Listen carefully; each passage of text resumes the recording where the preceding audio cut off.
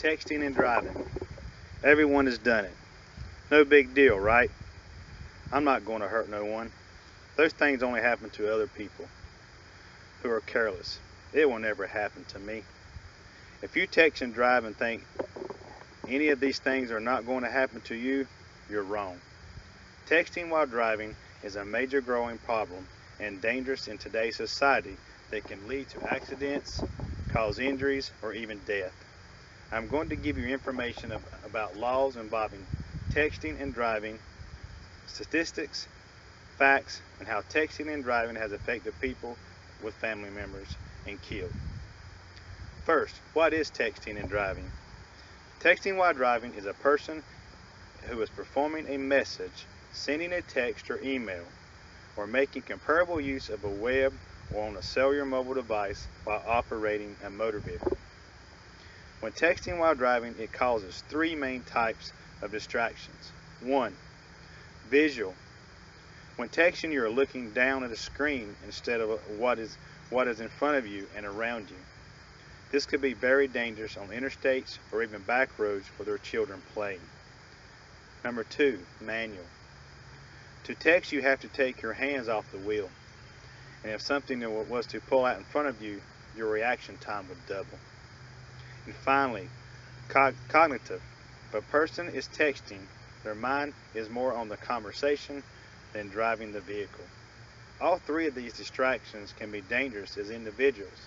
However, when texting, all three of these distractions are being used while texting and driving. Everyone needs to be aware of what texting and driving is, while at the same time take proper steps to minimize the risk to themselves or others.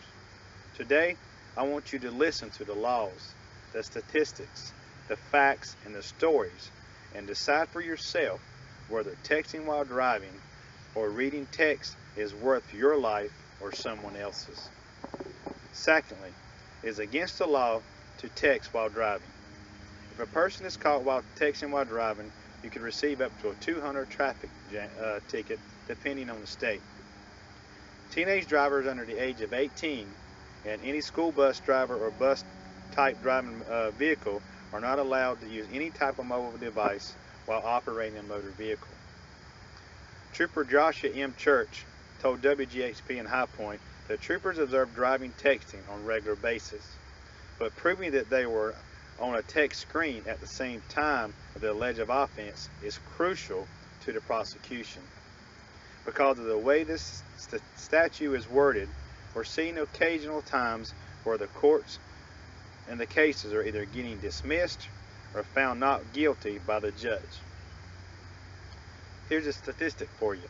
Looking down at your phone and answering a text or reading a text for 5 seconds at the speed of 55 miles per hour, it is the exact same time it takes to travel 3,000 feet or 100 yards, or that which is the same length of a football field.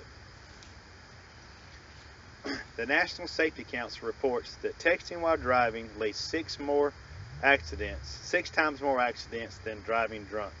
In addition, they also state that 1 out of 4 vehicles in the United States are caused by texting and driving. The United States Department of Transportation states that cell phones are involved in 1.6 million accidents per year and over 500,000 injuries and over 6,000 people killed per year by texting and driving. As our society depends more on devices, we're becoming one of the most unsafe countries on the roads than ever before. As these statistics are overwhelming, however, it is critical to know that the price we could pay for texting and receiving texts while driving can be regrettably and fatal to victims' families. These fatalities are more than just statistics. They are people. They are real people. Here's a testimony. CBS News in Becker, Minnesota reported on fatal fatality of a father and his 10-year-old daughter was killed by a 17-year-old teenager that ran a stoplight crashing into their vehicle. On July 22nd of this year, Carly Bowling was behind the wheel of a 3,000-pound full-size pickup truck when she ran through a stoplight, killing Charles Moore and his 10-year-old daughter, Casey, killing both of them instantly. Minnesota State Patrol Lieutenant Tiffany Swigert discussed that they have vital evidence that shows Carly Bowling was posting a Facebook message just seconds before the fatal crash that killed Carly and Casey. Carly was charged for vehicle homicide while using a phone in motion. And I witnessed this one personally. I come up on it after the accident had happened. But on April 21st of this year, I was traveling to work and seen police cars everywhere, squad cars, ambulances.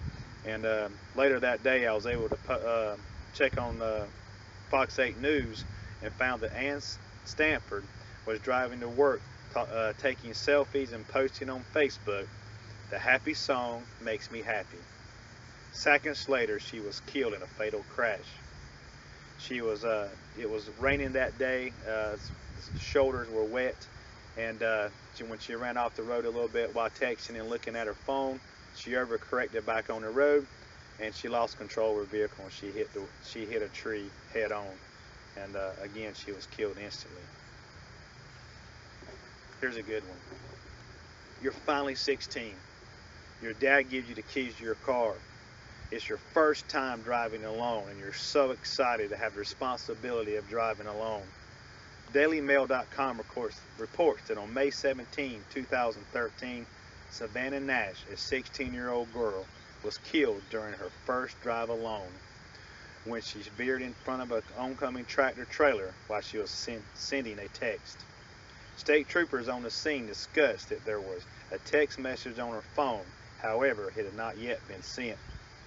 Her parents told police that Savannah had gone to get items for their family's dinner that night, and she had received her driver's license less than a week before.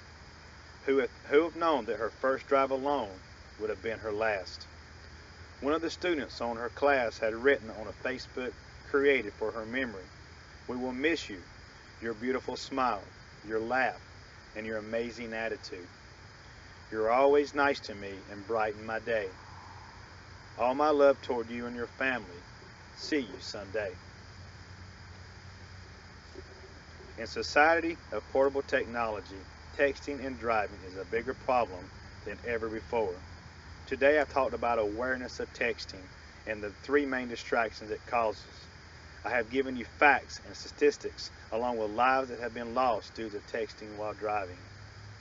I urge you and everyone listening not to text and drive, and do everything you can to prevent type of accidents that killed 10-year-old Casey and her father, 32-year-old Ann Sanford, and 16-year-old Savannah Nash, as well as countless others.